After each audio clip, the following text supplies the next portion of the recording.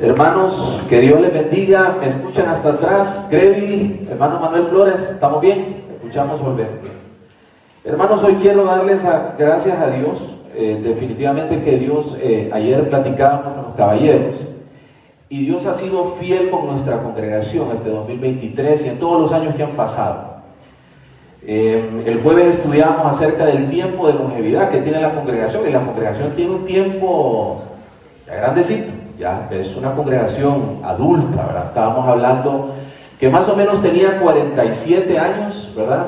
47 años de donde todos los primeros días de la semana venimos aquí, abrimos la palabra de Dios y somos confrontados, ¿verdad?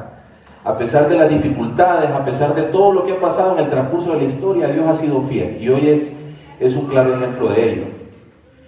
Hermanos, esta semana que pasó, lunes, martes y miércoles, tuve una complicación con mi vista. Me recordó muchísimo lo que habla a veces el hermano Manuel Flores, que después de que él trabaja con la soldadura, él siente un impacto en su vista. Y ayer el hermano Noé venía y me dice, tuve una complicación con mis anteojos y tenía dificultad para ver. Y definitivamente, hermanos, que en ese tiempo, lunes, martes y miércoles, que me acostaba y empezaba un proceso de tratar de recuperar sanidad en mis ojos, me ponía a pensar qué pasa con la gente que no ha tenido la oportunidad de ver. Recuerden que la Escritura habla que mucha gente está ciega, hermanos. Por más que nosotros hablamos, les compartamos la Biblia, hablemos, hagamos devocionales, hay gente que no va a ver, no va a ser tan fácil. Inclusive hay gente que puede morir y puede ser que desconozcan la palabra de Dios. Y ayer que estaban terminando esta predicación que quiero compartirles hoy, realmente que el Antiguo Testamento solamente era un preámbulo a lo que iba a suceder cuando nuestro Señor Jesús viniera a la tierra. Y hay una historia, hermanos, que probablemente usted la conoce mejor que yo, y es el segundo libro de la Biblia, y es el Éxodo. Y hay algo que pasa, que sucede, que me llamó mucho la atención y que el día de hoy nosotros lo vemos como un patrón repetitivo en nuestras congregaciones y en movimientos religiosos, y es que la gente va y viene, va y viene, va y viene, y fácilmente abandonan sus congregaciones, fácilmente rebotan de espacio en espacio, tratando de encontrar algo que solo ellos saben qué es lo que quieren o qué es lo que necesitan. Y la Biblia, hermanos, en el libro de Éxodo, es el segundo libro de la Biblia, búsquelo, vamos a meditar un poquito rápidamente. Ayer, para poder llegar a esta conclusión y a esta meditación, tuve que leer los primeros 16 capítulos, y mi esposa, cuando veníamos en el carro, me dijo, acordate, no vayas a ahogar a los hermanos, me dijo. Solo habla un tiempo tranquilo, no los vayas a agobiar. Entonces les digo, vamos a ver, el Espíritu Santo me va a dar la oportunidad de hacerlo. Y el libro de Éxodo, hermanos, es fascinante. Es fascinante, hermanos, porque después de que muere la generación de Jacob, muere José. ¿Se acuerda de José, el que llegó a ser el segundo al mando del imperio egipcio? Llega un nuevo faraón con nuevas normas, con nuevas reglas. Y hermanos, él empieza el proceso de organizar su reinado. Los egipcios, hermanos, son un imperio que hasta el día de hoy la gente se ve fascinada por las cosas que hicieron y las cosas que construyeron, pero realmente detrás de esas cosas está el pueblo de Dios. Lastimosamente la historia no habla mucho acerca de cómo los israelitas, a trabajos forzados, hermano, con una esclavitud terrible, construyeron cosas que hoy el logro se le da a faraones, el mundo le da el logro a los imperios, le da logros a los humanos. Y Dios estaba ahí con su pueblo. Y hermanos, el faraón, al ver que los israelitas se seguían multiplicando, seguían creciendo, las generaciones eran prósperas, el faraón decide algo que probablemente usted ya conoce. Bueno, le dijo a unas parteras, en el capítulo 1 y en el 2 se explica bien, a las parteras encargadas de atender esos nacimientos de nuevos israelitas, le dijo, bueno, hay una normativa. Si es niña, hay que dejarla que viva. Dejémosla. Dejen que nazca y que desarrolle su vida de la mejor manera. Pero si es hombre, hay que matarlo. Una ley directa de un imperio que tenía esclavizado a los israelitas. Ya ustedes conocen la historia. Un israelita, nace Moisés, lo coloca en una cesta, usted conoce bien la historia, lo pone en un río, la hija del faraón lo recoge y empieza un proceso con la historia de Moisés.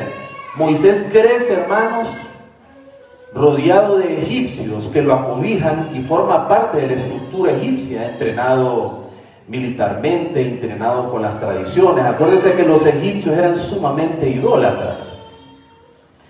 Y Moisés, hermanos, usted también conoce la historia, que un día Moisés sale a ver cómo van los trabajos de los esclavos, los israelitas, y de repente ve que un egipcio está maltratando a un israelita y lo mata. Trata de ocultarlo, y usted también recuerda que después él ve a dos israelitas peleando, él trata de controlarlos y le dice: hey, ¿cómo vos tratás de decirnos algo si vos ya mataste a un egipcio?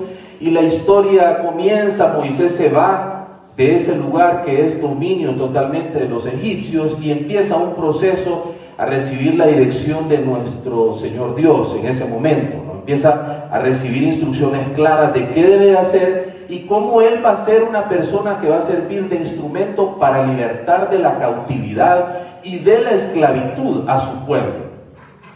En esos momentos, hermanos, en los primeros libros del Éxodo, se menciona muy específicamente cómo el pueblo israelita, el pueblo de Dios, gemía de dolor.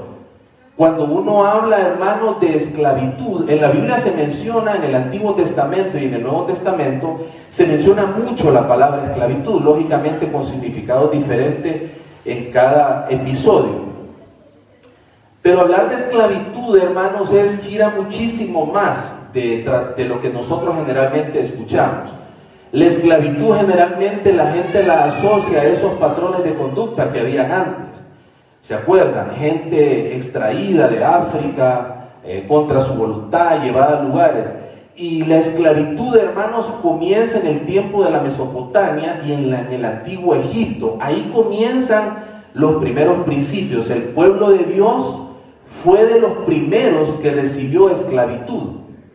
Y la esclavitud, hermanos, es desde ese punto de vista y en ese tiempo giraba mucho alrededor del maltrato. Horas altas de trabajo, trabajando sobre el sol, mala alimentación, siendo castigado. Un esclavo, hermanos, en un concepto cultural no tiene dominio sobre sí mismo. Por más que uno trate de él tratar de dar su opinión o hacer su comentario, un esclavo, hermanos, es un esclavo. Es alguien que sufre y no tiene decisión propia, que es la parte más compleja de la esclavitud. Y en ese tiempo los israelitas no tenían.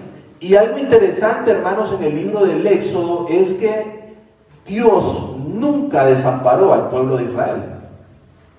Empieza un proceso de indicaciones claras contra Moisés y le dice: yo he visto cómo mi pueblo gime, cómo mi pueblo sufre, y vos, de mano mía, vamos a empezar el proceso para poder liberarlos y que sean libres de la opresión que tienen.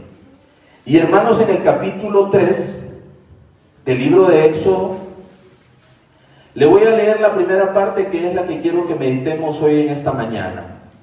Éxodo, segundo libro de la Biblia, adelantito de Génesis, hermano, capítulo 3, dice el versículo 8: y he descendido para librarlos de mano de los egipcios y sacarlos de aquella tierra a una tierra buena y ancha, a tierra que fluye leche y miel. Esa es una promesa muy profunda, hermanos. Dios trataba de que su pueblo fuera liberado de la cautividad y pudiera llegar a un lugar donde el pueblo pudiera gozar tranquilidad y estar tranquilo. Estar, como se dice hoy popularmente, relax. Sin opresiones, sin tener que levantar cargas pesadas, sin tener que sufrir insultos, sin tener que sufrir agravios, sin tener que ver los israelitas cómo sus opresores a veces los obligaban a querer tratar de que adoraran ídolos edificados por mano humana. Y Dios, hermanos, hace la primera promesa: esa va a ser una tierra totalmente próspera, donde ellos van a habitar, se van a multiplicar, y voy a cumplir promesas que le hice a Abraham, a Jacob. Dios es fiel y dice: bueno, vamos a empezar el proceso. Y tratar de hablar de la libertad del pueblo israelita, hermanos, gira muchísimo más de todo lo que nosotros hoy en día vemos y meditamos y estudiamos. Sucedieron muchísimas cosas, desde la zarza ardiente, cómo Dios se hace presencia ante Moisés dándole instrucciones, cómo la vara de Moisés es tirada al suelo y Dios la convierte en una serpiente, cómo la mano de Moisés se pone en su seno, sale enferma y después la vuelve a poner y sale sana, y es muchísimo. Y nosotros leemos eso, hermanos, y a veces lo vemos muy simple y vemos, Moisés, qué bonito Dios, cómo hace. Pero la misericordia de Dios a los cristianos nos permite ver muchísimo más allá. No podemos verlos como algo ritual o algo tradicional. Era el poder de Dios actuando en la vida de Moisés para convertirlo como un instrumento. Y el proceso empieza, hermanos. Moisés pone dificultades, y yo me ponía a pensar ayer y platicando con unos amigos les decía que hoy es lo mismo. Cuando Dios da la ordenanza a Moisés, hermano, Moisés se pone trabas él solito. Él dice, pero yo no puedo hablar bien, yo no tengo mucha palabra, ¿cómo yo puedo convertirme en alguien que va a liberar a este pueblo? Y yo me ponía a pensar, ¿que acaso no es igual con nosotros hoy en día? Hermano, nosotros hasta para comenzar temprano tenemos problemas en la iglesia. Somos esclavos de nuestro propio tiempo y ni aún así podemos venir y honrar a Dios todos los primeros días de la semana, solo el domingo, para comenzar temprano. Las mismas situaciones de negatividad que no vio Moisés son las mismas que nosotros tenemos a veces acá. Es lo mismo. La iglesia tiene muchas necesidades, la iglesia tiene muchos proyectos que se está trazando de cara al 2024, y usted tiene que hacer como hizo Dios con Moisés. Deje al lado todas esas excusas y todo lo que usted piensa que lo está trazando. Si usted va a ser parte del propósito de Dios, prepárese, capacítese y dése cuenta, hermanos, que si usted está aquí, no es producto de una casualidad. Usted es porque ha recibido gracia y ha recibido el perdón de los pecados y está trabajando hacia la meta para recibir una vida eterna. Amén. Hermanos, el proceso comienza, la historia es muy profunda. Moisés se va presentando ante el faraón y va haciendo un proceso, hermanos, de enfrentarse, llegar, va con su hermano Aarón. Aarón era el mediador en la parte de hablar con el faraón, y empiezan a ocurrir una serie de milagros. Y algo que me llama mucho la atención y le invito a que lo lea en su casa, es que los primeros 14 capítulos del libro de Éxodo, Dios le decía a Moisés, hace esto, pero prepárate porque va a pasar esto. Habla esto, decí estas palabras, pero van a pasar estos. Y algo muy significativo, hermanos, es que Moisés, a pesar de que llevaba palabra de Dios, hacía milagros, hermanos, que sobrepasaban todo el imperio egipcio, hermanos. Eran milagros que abarcaban todo el contexto egipcio, los amos, todos los abarcaba. El faraón endurecía su corazón. Yo voy a endurecer el corazón del faraón. No sé Dios con qué propósito hizo eso.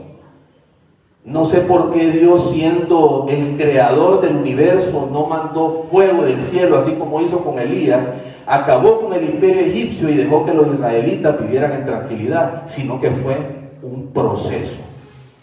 Y esa es la primera meditación que le quiero dar hoy, primer día de la semana a usted. Su vida, hermano, a pesar de que usted tenga problemas, usted tenga dificultades, no solamente aquí en la iglesia, sino en su trabajo, en su familia, con sus vecinos, prepárese porque usted está llevando un proceso de Dios. Hay lugares donde Dios nos va a poner de acuerdo a nuestro comportamiento, a la forma como hablamos, y nosotros tenemos que estar preparados. La Biblia es clara y prepara a los cristianos al futuro. Los prepara. Siempre van a haber aflicciones. Él nunca dijo que iba a ser tranquila la vida cristiana. Es igual. En ese momento, hermanos, Moisés se paraba enfrente del faraón, llevaba palabra de Dios y le decía, faraón, deja libre al pueblo de Dios. Déjalo libre. Déjalo que pueda ir y que me vaya a adorar.